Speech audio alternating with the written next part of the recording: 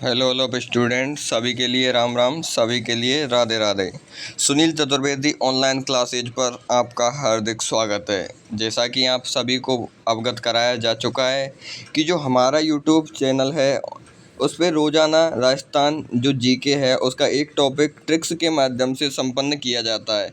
Only किसके माध्यम से? ट्रिक्स के माध्यम से संपन्न किया जाता है। आज हमारा टॉपिक रहेगा राजस्थान की स्थिति एवं विस्तार। क्या? राजस्थान की स्थिति एवं विस्तार। एवं प्रत्येक क्लास को अटेंड करने के लिए चैनल को सब्सक्राइब ज़रूर करें। ये चैनल आपकी सिलेक्शन में बहुत अहम भूमिका निभाएगा और आपकी जो 4th ग्रेड की एग्ज़ाम है उसका कंटेंट बहुत ही कम समय में आपके समक्ष प्रस्तुत करेगा और अच्छे ढंग से प्रस्तुत करेगा। चलिए, तो आज की वीडियो में हम आपके साथ बनते हैं और आपके लिए कुछ टिप्स के माध्यम से समझाते हैं।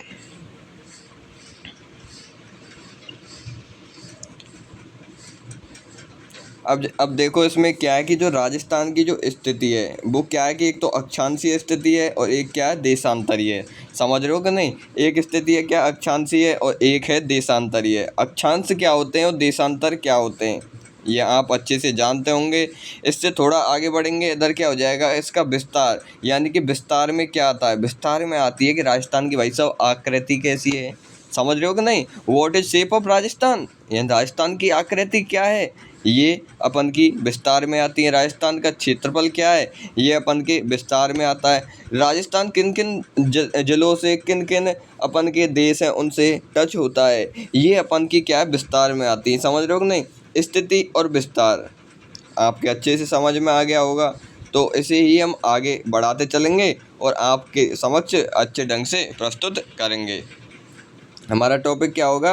राजस्थान की स्थिति। सबसे पहले हम क्या पढ़ेंगे? राजस्थान की स्थिति। अब भाई साहब, राजस्थान की स्थिति कितना अच्छा टॉपिक है, लेकिन इसे ज़्यादातर जो अध्यापक हैं वो अच्छे से समझा नहीं पाते हैं। तो अब अपन पढ़ेंगे। तो राजस्थान की स्थिति में सबसे पहले क्या है, एक तो होती है अक्षांश, एक होती है क्या अपन की, देशांतर। आपके अच्छे से समझ में आ गया होगा क्या होगी, एक अक्षांश एक देशांतर। अब भाई साहब, एक बहुत ही इम्पोर्टेंट क्वेश्चन उठता है कि जो राजस्थान है वो अक्षांश की स्थिति से कौन से गोलार्ध में स्थित है। बहुत तगड़ा क्वेश्चन है। अच्छे अच्छे जो स्टूडेंट हैं या टीचर हैं वो इसका उत्तर नहीं दे पाते हैं। तो जो राजस्थान है वो अक्षांश यानी कि ए यानी ऊपर, समझ रहे हो कि नहीं? ए यानी ऊपर, यानी उत्तरी गोलार्ध में स्थित है। ये अपन का उत्तरी गोलार्ध है, ये अपन का दक्षिणी गोलार्ध है। तो अपन की जो अक्षांशीय स्थिति है, ए यानी अक्षांश, ए यानी ऊपर, तो ऊपरी गोलार्ध में। तो आपके समझ में आ गया होगा। ये कैसा, परपेंडिकुलर। आगे चलेंगे, आगे क्या पढ़ेंगे अब हम, देशांतर। देशांतर क्या है? देशांतर के हिसाब से पूर्वी गोलार्ध में। कैसे? अपन का जो राजस्थान है वो देशांतर के हिसाब से पूर्वी गोलार्ध में स्थित है।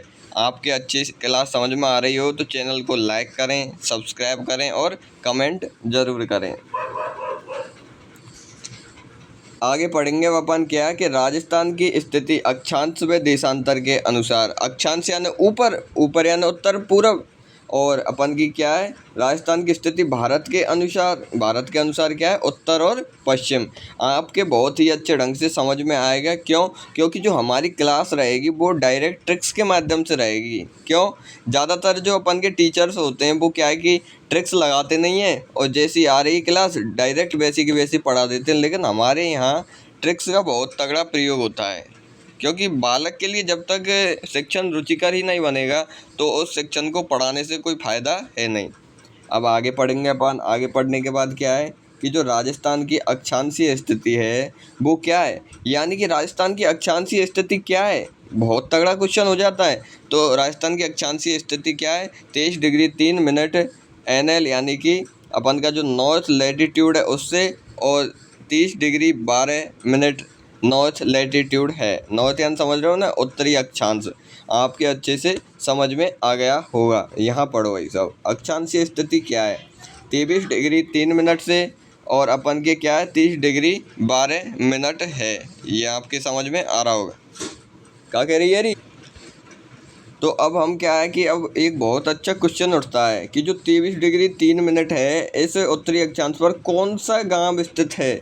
तो कौन सा भाई साहब, बोरकुंड गांव किस जिले का है, बांसवाड़ा जिले का है।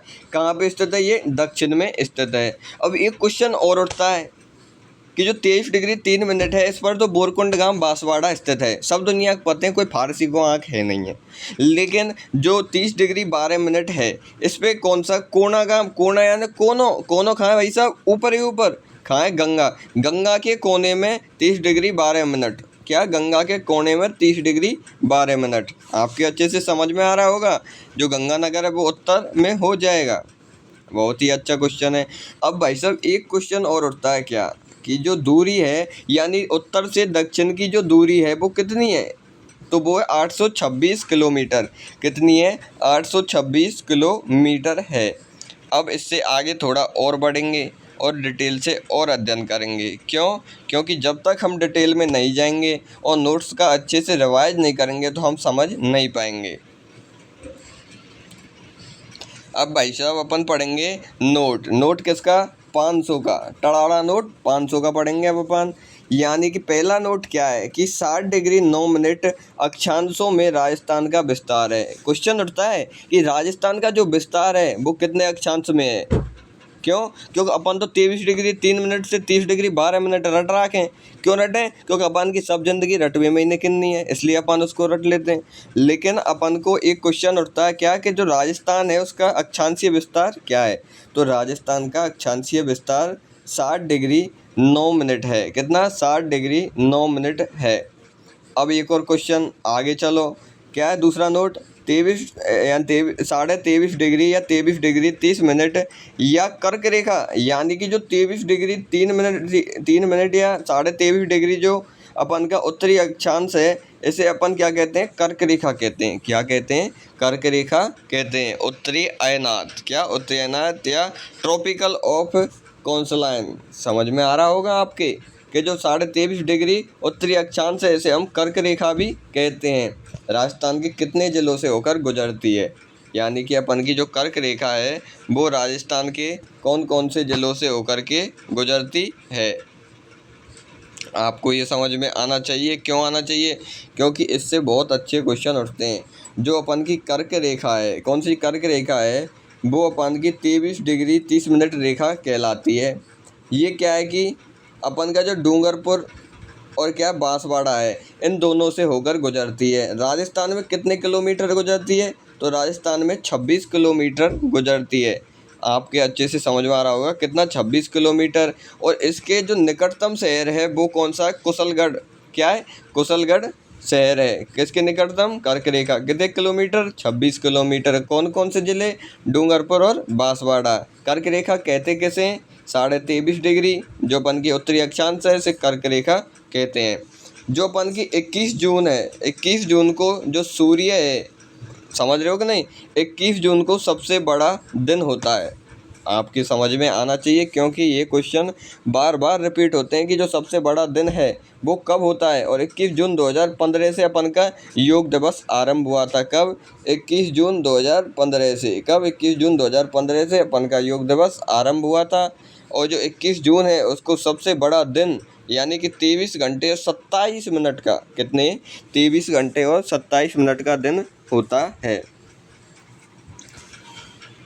तो हम आज यहीं पे अपनी क्लास को समाप्त करते हैं। अगली क्लास में पुनः आपके समक्ष प्रस्तुत होंगे, अच्छे से आपके सामने दोबारा बताएंगे। और अगर वीडियो अच्छी लगे तो चैनल को लाइक करें, सब्सक्राइब करें और कमेंट करें। ज़्यादा नहीं तो 5-10 दोस्त जो कि तुम्हारे जिगरी दोस्त हैं उनके बीच में शेयर करें। अगर उन्हें तुम जिगरी मानते हो तो ही शेयर करें।